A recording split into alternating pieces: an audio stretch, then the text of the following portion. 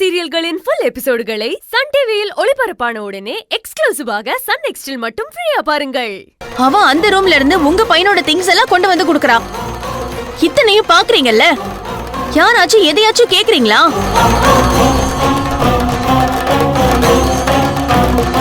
எப்ப பார்த்தாலும் நான் சந்தேகப்படுறேன்னு மட்டும் சொல்றீங்கல்ல, இவங்க பண்றதெல்லாம் கரெக்டா? பூர்ணி, அதுதான் தெரியாம மாறிடுச்சுன்னு சொல்றாங்கல்ல, அப்புறம் என்ன வந்துச்சு? அதெல்லாம் எனக்கு தெரியாது. எனக்கு இவன் உன் கம்பெனில வேலை செய்ய கூடாது.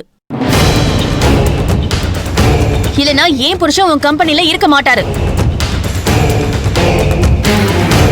ஒண்ணு இவன் உன் கம்பெனில இருக்கணும், இல்லனா என் புருஷன் உன் கம்பெனில இருக்கணும்.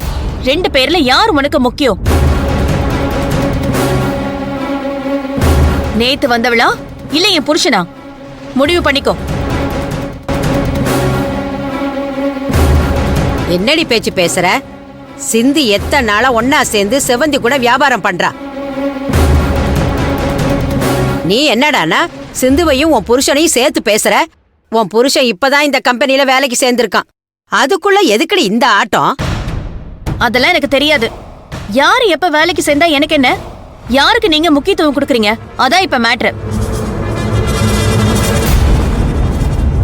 குடும்பத்துல இருக்கிற ஆளுக்கு முக்கியத்துவம் கொடுக்கறீங்களா, இல்ல குடும்பம்னு சொல்லி ஒட்டிக்கிட்டு வந்தவளுக்கு முக்கியத்துவம் கொடுக்கறீங்களா? எனக்கு அது தெரிஞ்சாகணும்.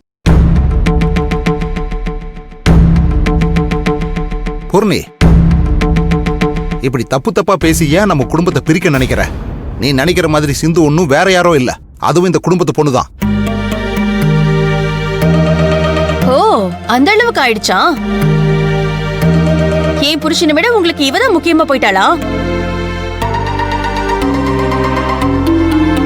அப்படி யார் சொன்னா? இங்க எல்லாரும் முக்கியம்தான்.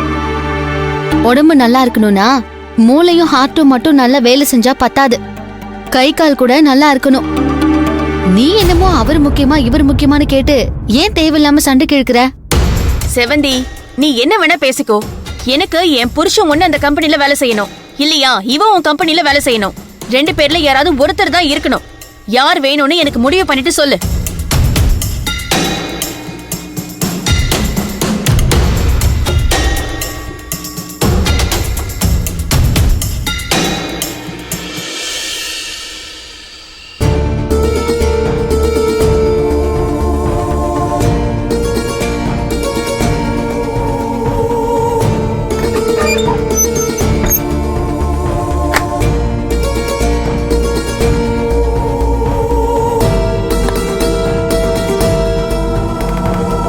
என்ன? உட்கார். இன்னைக்கு உங்ககிட்ட சில விஷயங்கள்லாம் பேசி ஃபைனல் பண்ணி ஆகணும். என்ன பேச்செல்லாம் ஒரு மாதிரி இருக்கு? அப்படிதான் இருக்கும், உட்காரு.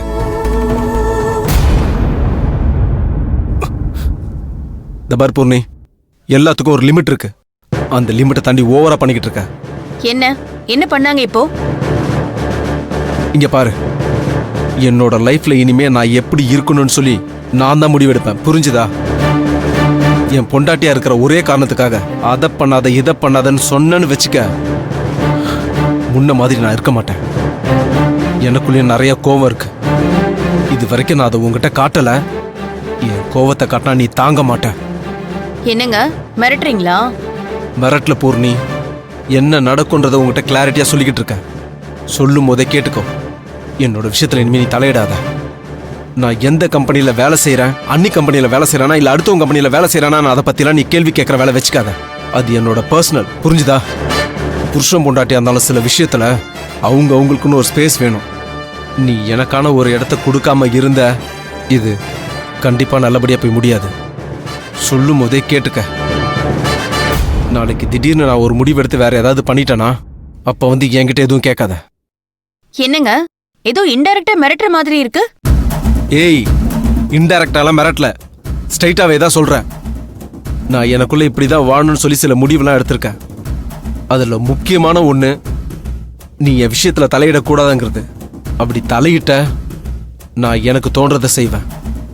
அதுக்கப்புறம் உங்க அப்பா அம்மா கிட்ட போய் சொல்லி இங்க சண்டை போட்டாலும் சரி, இல்ல என்னோட அப்பா அம்மா கிட்ட சொல்லி சண்டை போட்டாலும் சரி, நான் என்னோட முடிவை மாத்திக்க மாட்டேன். நான் என்ன சொல்றேன்னு உனக்கு இப்ப புரியாது. ஆனா நீ இப்படியே பண்ணிக்கிட்டு இருந்தேன்னு வையேன், நான் செய்வேன். நீ தான் பாதிக்கப்படுவ. அன்னைக்கு உனக்கு தெரியும். என்னங்க, என்ன செய்வீங்க? என்ன பாதிக்கப்படுவேன்? ஏதோ பேசிக்கிட்டே போறீங்க. இங்க பாரு, ஏதோ ஒவ்வொரு தடவையும் பாவம் பார்த்து உன்னை விட்டுட்டு போறேன்னு நினைக்காத. இது உனக்கு கடைசி வார்னிங். என்னோட விஷயத்துல நீ தலையிடாத, அவ்வளவுதான் சொல்லுவேன்.